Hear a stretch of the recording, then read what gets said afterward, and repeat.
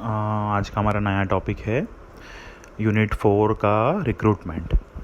तो रिक्रूटमेंट क्या होता है? What is recruitment?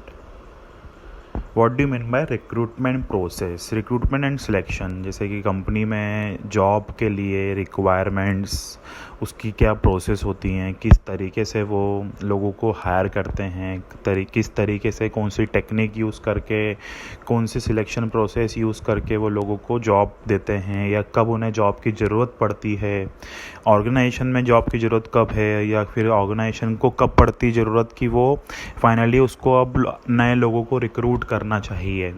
तो हम ये थोड़ा सा आज इसमें जानकारी देखेंगे। What is recruitment?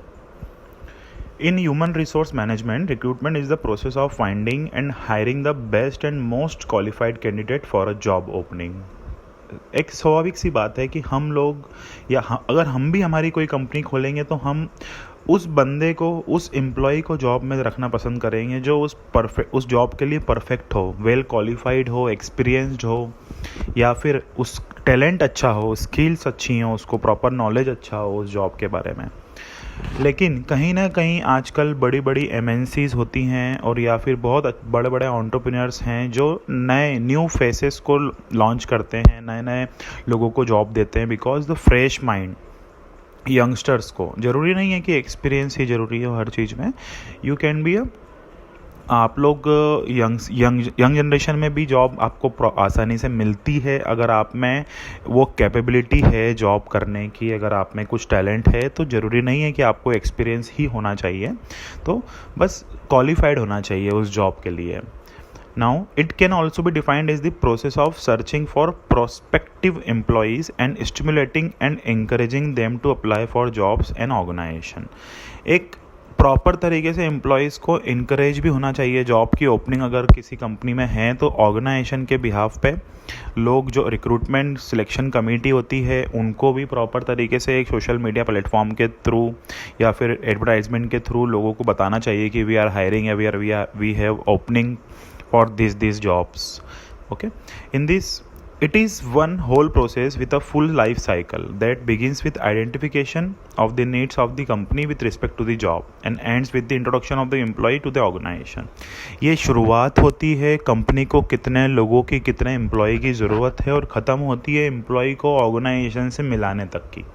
मतलब कि कंपनी फाइनली किसी एम्प्लॉय को हायर करती है, देन उसको हायर करने के बाद कंपनी के बारे में इंट्रोड्यूस करती है, ऑर्गेनाइजेशन के बारे में बताती है। This is all recruitment. When we speak of the recruitment process, we immediately think of activities such as analysis of the recruitment of a specific job, उसका एनालाइज करना, okay, attracting candidate to apply for that job, नए नए attractive candidate उस particular job के लिए apply कर सकें, screening the applicant and selecting among them, hiring the chosen candidate to become new employees of the organization and integrating them into the structure. Okay, अब ये सब डेफिनेशंस हैं। अपन प्रॉपर एक रिक्रूटमेंट प्रोसेस क्या होती है वो देख लेते हैं। To ensure effective and efficient recruiting, मतलब कि एक प्रॉपर तरीके से कितनी इफ़िशिएंटली और इफ़ेक्टिवली आप रिक्रूटिंग कर सकते हैं एक ऑर्गेनाइजेशन में, वो चीज़ें हम सब पढ़ेंगे। कंपनी की पॉलिसीज़ जो होती हैं उसके बिहाफ पे लोगों को हायर करना या फिर लोगों जॉब ओपनिंग निकालना, उसकी पॉलिसीज़ के हिसाब से, लॉ के हिसाब से, लाइक बहुत सारी कंपनीज़ की पॉलिसीज़ होती हैं कि वो लोग ग्रेजुएट को ही अब जॉब पे रखते हैं, या पोस्ट ग्रेजुएशन को रखते हैं, 12th पास को रखते हैं, या लॉ से रिलेटेड कुछ लोगों को रखते हैं, आईटी एक्सपर्ट, अलग अलग फील्ड की उनकी पॉलिसीज़ बनी हुई हैं, उनके लॉज बने हुए हैं एज़ पर देयर नीड्स, या एज़ पर गवर्नमेंट गाइडलाइंस, या as per their board of directors guidelines. Factor that influence recruitment, क्या क्या फैक्टर्स होते हैं जो रिक्रूटमेंट करने के लिए ऑर्गेनाइजेशन को फोर्स करते हैं। ओके, फर्स्ट होता है size of the organisation. Of course size के हिसाब से ऑर्गेनाइजेशन अगर बहुत बड़ी है तो उसको रिक्रूटमेंट भी उतनी ही फ्रिक्वेंटली करना पड़ता है अपनी कंपनी को एक्सपांड करने के लिए, कंपनी की डिमांड मार्केट में बनाने के लिए, नज़र में रखने के लिए। A large organisation is bound to have higher demand for new employees, because नई बड़ी कंपनी है तो उसकी डिमांड भी उतनी ही हाई होगी, लोग उसमें काम करना उतना ही पसंद करेंगे। okay. It is bound to look for more people since the structure will require more manpower, क्योंकि कंपनी इतनी बड़ी है, इतना ज़्यादा एक्सपांडेड है, वो एक्सपांड करा हुआ है कंपनी को उसके ओनर्स ने या उसके चलाने वालों ने, कि कंपनी को नए लोगों की मैन पावर की ज़रूरत होती है, इसलिए size of the organisation influence the factor of recruitment. Second होता है currently employment condition in the economy, current employment condition in the economy. Try comparing employment opportunity in a country with developed economic with that an undeveloped one. जहाँ developed company में employment को आप उससे मिलाने की कोशिश करें जो अनडेवलप्ड कंपनी है, ठीक है। An organisation operating in an undeveloped economy में have difficulty finding the candidate with the talent and skilled it requires. मतलब कि जो अनडेवलप्ड इकोनॉमी है या अनडेवलप्ड कंट्रीज़ हैं, वहाँ पे बहुत डिफ़िकल्टीज़ होती हैं अच्छे अच्छे कैंडिडेट्स को, स्किल्स पर्सन को फाइंड करने के लिए। That availability of perspective talent is one huge issue with respect to the economy that an enterprise belongs to. जिस एंटरप्राइज अपने काम को बिलोंग करती है, वहाँ पे इतने अच्छे अच्छे टैलेंट के लोगों को फाइंड करना एक डिफ़िकल्टी या एक प्रॉब्लम होती है ऑर्गेनाइजेशन के सामने। Working condition with the organisation, maintaining employees job satisfaction is one way for organization to keep its employees and attract new ones।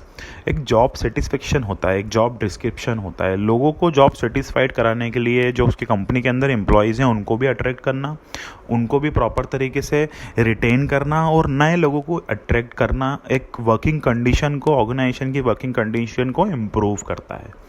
Growth rate of organisation, मतलब कि कंपनी कितनी ज़्यादा जल्दी एक्सपांड कर रही है, कितना उसका काम है, कितना उसको प्रॉफिट जनरेट हो रहा है, उसके हिसाब से, उसकी ग्रोथ रेट के हिसाब से रिक्रूटमेंट प्रोसेस इन्फ्लुएंस होती है। या फिर this is also a factor which influences by recruitment process. मतलब कि रिक्रूटमेंट इस वक्त भी करना चाहिए जब ग्रोथ रेट ऑर्गेनाइजेशन का बढ़ रहा हो। The recruitment process, what are the steps in recruitment process, हम ये पढ़ेंगे अब। फर्स्ट होती है conduct of a job analysis. मतलब इसका मतलब है कि कंपनी में कौन सी पोजीशन के लिए, कौन सी जॉब के लिए रिक्रूटमेंट की ज़रूरत है, हम पहले वो पता लगाएंगे। Like this step will allow the human resource manager, hiring manager and other member of management on what the new employee will be required to do in the position that is currently open for filling up. वही कि कौन से job की ज़रूरत है जो हम नए लोगों को उसमें भर्ती करेंगे, उसके लिए एक प्रॉपर तरीके से एनालिसिस होता है, जॉब एनालिसिस होता है। सेकंड होता है sourcing of talent. Sourcing of talent एक चीज़ है, this is a step where the organisation will let it be known to everyone that they are in an open position and that they are looking for someone to fill it up. Sourcing of talent मतलब कि जितने भी skilled person हैं, जितने भी expert लोग हैं या फिर न्यू फ्रेशर्स हैं, उन लोगों को कैसे आप ढूंढोगे, क्या आपके सोर्सेस हैं, तो वही चीज़ इसमें बताई गई है। Before advertising however the organisation must first know where to look for potential candidate. कहाँ पे ढूंढेंगे पोटेंशियल कैंडिडेट को?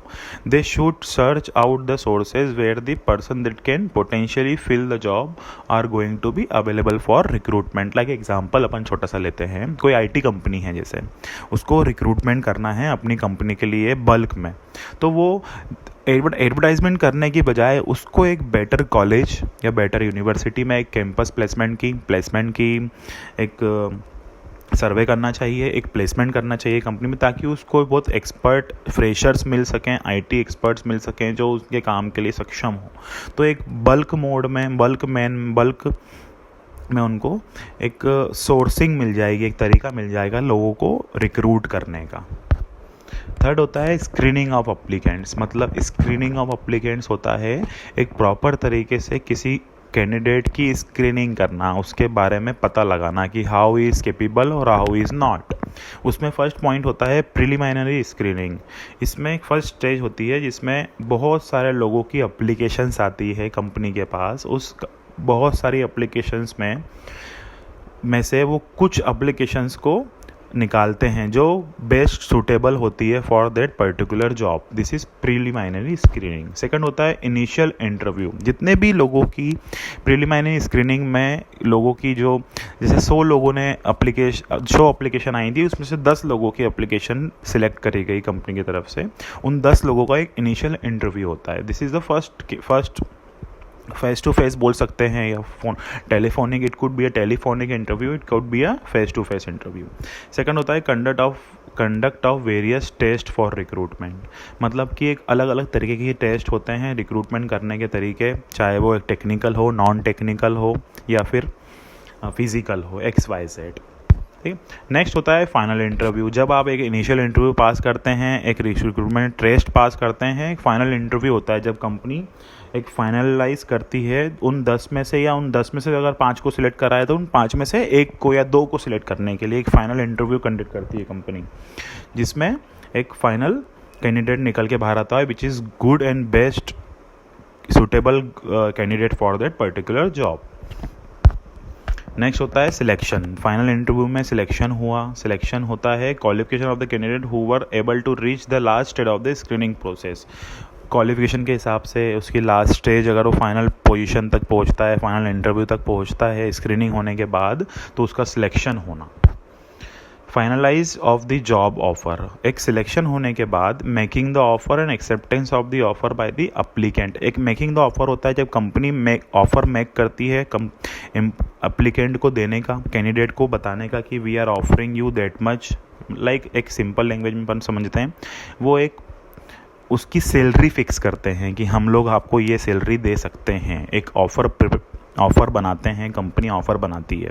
उसके बाद एक लेटर होता है which is acceptance of an offer by the applicant. अगर फाइनली एक एप्लीकेंट ने उस ऑफ़र को एक्सेप्ट कर लिया, then final this step is over, finalising of the job offer. Next होता है second last introduction and induction of a new employee. मतलब introduction and induction of the employ.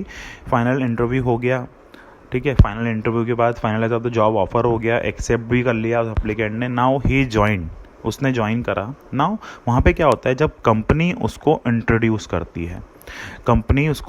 करती है, बाकी कलीग से या ऑर्गेनाइजेशन से प्रॉपर तरीके से उसको काम के बारे में समझाना. Induction of a new employ. Induction colleges में भी इंडक्शंस होते हैं, स्कूल में भी होते हैं. आप जब कॉलेज में एडमिशन लेते हैं तो कॉलेज में एडमिशन लेने के बाद आपको कॉलेज के बारे में बताया जाता है कि कॉलेज कहाँ था, आज कहाँ पहुँच गया है, हर साल कितने प्लेसमेंट देता है, कितने एक्सपर्ट लोगों को कितना मिनिमम, कितना मैक्सिमम जाता है. ऐसे ही प्रॉपर तरीके से ऑर्गेनाइजेशन के बारे में भी उसको पूरी जानकारी दी जाती है. Okay, this much is now. हमारा नेक्स्ट लेक्चर में हम आपको 5 ways to motivate your team बताएंगे. Thank you.